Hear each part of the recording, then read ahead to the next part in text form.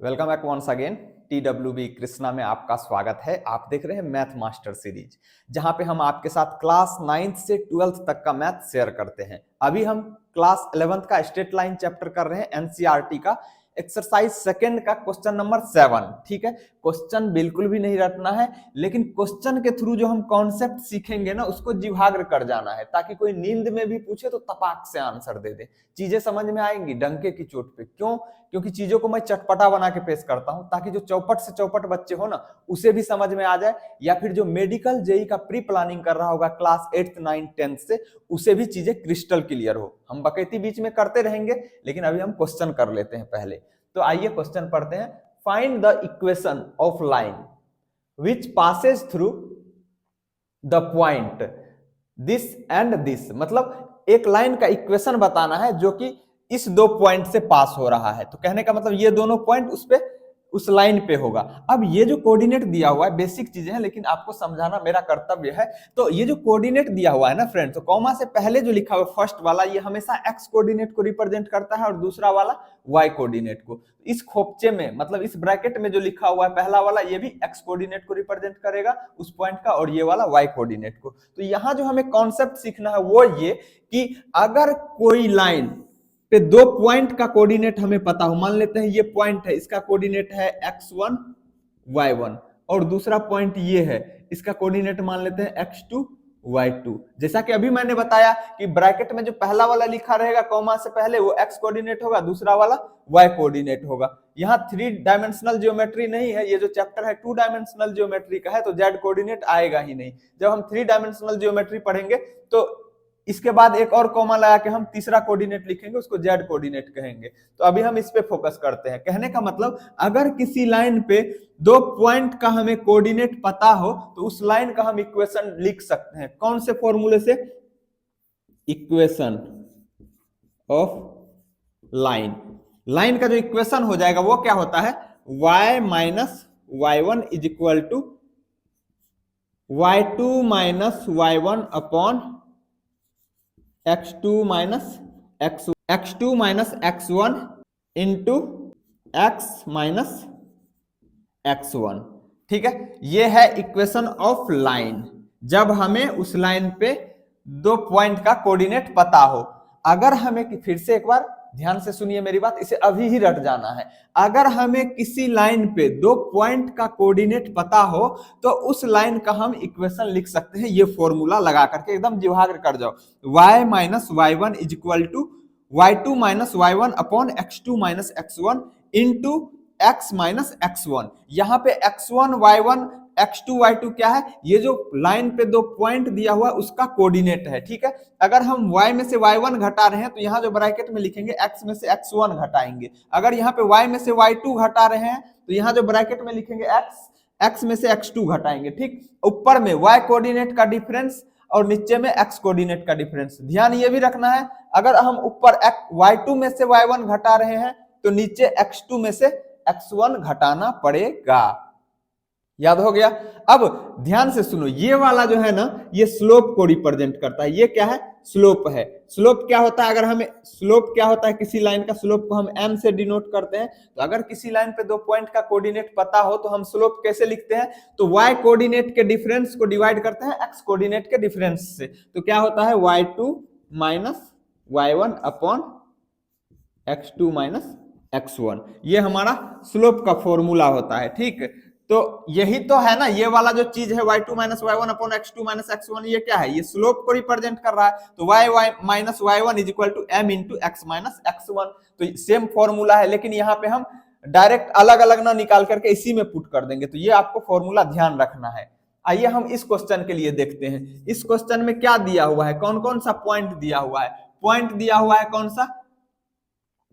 -1 1 और दूसरा 2 -4। ये दो पॉइंट का कोऑर्डिनेट पता है। अब हमें इक्वेशन ऑफ लाइन लिखना है। तो इक्वेशन ऑफ द लाइन क्या हो जाएगा? फॉर्मूला लिखना चाहे तो फिर से लिख दीजिए। क्या हो जाएगा? y minus y1 is equal to y2 minus y1 upon x2 minus x1 into x minus x1।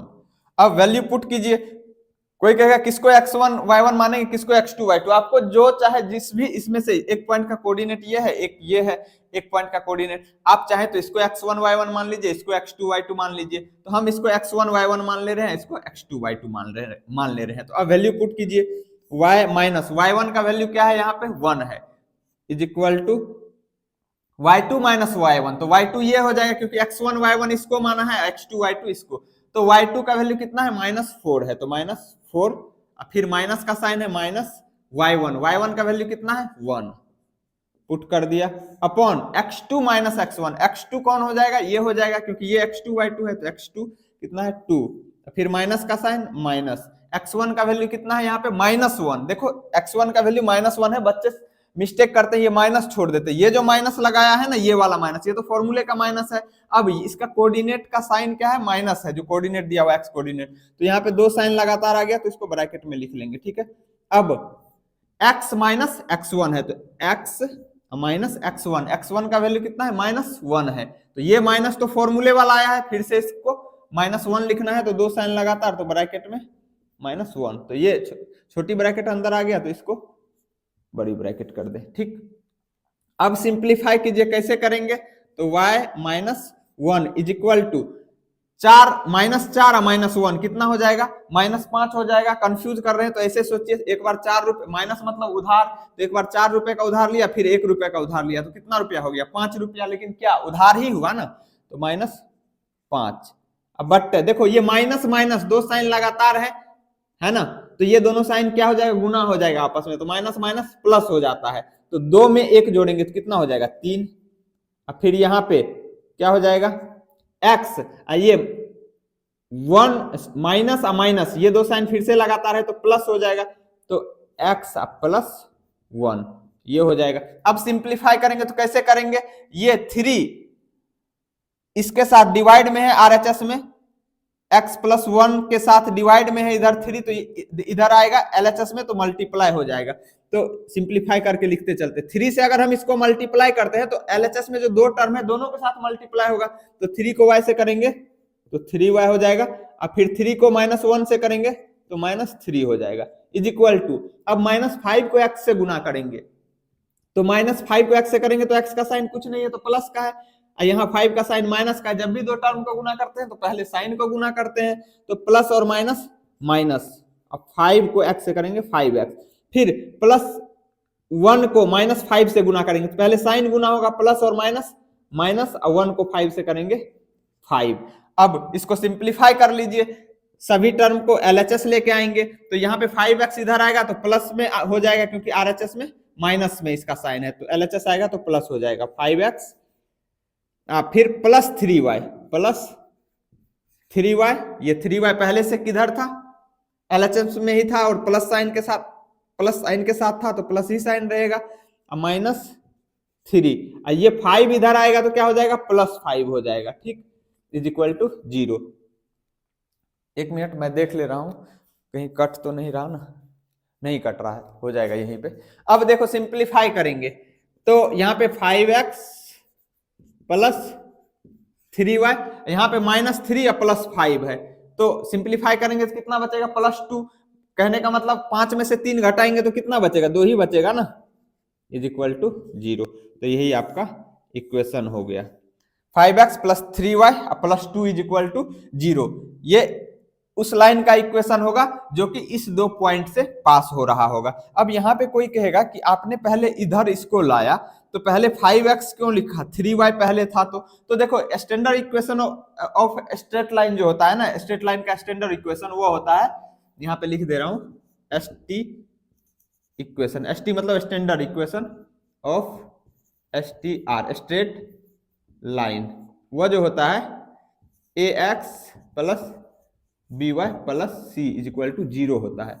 तो हम कोशिश करते हैं इक्वेशन को इस फॉर्म में लिखने का, पहले x वाला लिख लेते, फिर y वाला, फिर कांस्टेंट, है ना। तो अगर कोई पहले y वाला ही लिख लेता, मान लो 3y + 5x + 2 is equal to 0, तो गलत नहीं होता, लेकिन हम स्टैंडर्ड फॉर्म में सजा देते हैं तो थोड़ा सा अच्छा लगता है देखने में। उम्मीद करता हूं आपको ये सॉल्यूशन समझ में आया होगा। मेन जो इसमें सीखने वाली बात है वो ये चीज, अगर कोई स्क्रीनशॉट लेना चाहते हैं तो स्क्रीनशॉट ले सकते हैं। मेन स्टेप हमने कैसे सॉल्व किया, ये माइनस माइनस का, ये इधर गया तो मल्टीप्लाई हुआ इसके साथ, तो दोनों टर्म के साथ मल्टीप्लाई होगा। ये सभी बेसिक चीजें हैं जो बच्चे ध्यान नहीं देते हैं, फिर कहते हैं मैथ मुश्किल लगने लगा। तो हम बेसिक चीजों को इसीलिए भी बोलते हैं ताकि जो बच्चे एकदम चौपट हो उसे भी चीजें कॉन्सेप्ट क्लियर हो, उसे भी चीजें समझ में आए। ठीक है, तो हमें इस क्वेश्चन में जो सीखने को मिला वो ये चीज सीखने को मिला। क्वेश्चन का क्या वैल्यू है, 1 मिनट के मतलब 20 सेकंड में इसका सॉल्यूशन आ सकता है बिना कलम उठाए, लेकिन अगर आपको नहीं आता है तो शुरू में टाइम लगाना पड़ेगा। तो ये कॉन्सेप्ट इंपॉर्टेंट है, इस क्वेश्चन के थ्रू जो हमने कॉन्सेप्ट सीखा है वो ये कॉन्सेप्ट इंपॉर्टेंट है। वो क्या कि अगर किसी लाइन पे हमें 2 पॉइंट का कोऑर्डिनेट पता हो तो उस लाइन का हम इक्वेशन लिख सकते हैं। कैसे, equation of line when 2 point on that line is known. अगर उस लाइन पे 2 पॉइंट पता हो तो क्या हो जाएगा, y minus y one is equal to y two minus y one upon x two minus x one into x minus x one. ये फॉर्मूला है इक्वेशन ऑफ लाइन का, जब उस लाइन पे 2 पॉइंट हमें पता हो। ये जो y two minus y one upon x two minus x one है ना, ये स्लोप को रिप्रेजेंट करता है। इसी बहाने हमने स्लोप का भी फॉर्मूला देख लिया। अगर किसी लाइन पे हमें 2 पॉइंट का कोऑर्डिनेट पता हो तो उसका स्लोप क्या हो जाएगा, y2 minus y one upon x2 minus x1, जहां x1 y1 और x2 y2 पॉइंट का कोऑर्डिनेट होगा। तो उम्मीद करता हूं आपको समझ में आया होगा। अगर फिर भी कोई डाउट रहता है तो आप कमेंट सेक्शन में जरूर पूछेगा। हम डेली रात के 8 बजे आपके साथ मैथ मास्टर सीरीज में मिलते हैं। आपके कमेंट और ओपिनियन पे रिस्पांस जरूर मिलेगा आपको अगले दिन। Okay friends, we will meet again in the next class. Until then take care, see you, bye bye.